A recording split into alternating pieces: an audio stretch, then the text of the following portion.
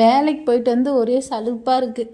என்னடா சமைக்கிறது, மாவு தான் இருக்குது, என்ன சமைக்கிறது அப்படின்னு யோசிச்சுட்டு இருக்கீங்களா? உங்களுக்காகவே பேச்சுலர் சாம்பார் எப்படி செய்யலான்னு பார்க்கலாமா? இந்த சாம்பார் பேர் பேச்சுலர் சாம்பார் தாங்க. மாவு வச்சே நம்ம சாம்பார் வைக்கலாம். அது எப்படி மாவு வச்சு சாம்பார் வைக்கலாம் பார்த்துடலாமா? வானல் வச்சுக்கிறோம். வானல் சூடானதும் எண்ணெய் ஊற்றுறோம், கடுகு போடுறோம், பெருஞ்சீரகம் போடுறோம்.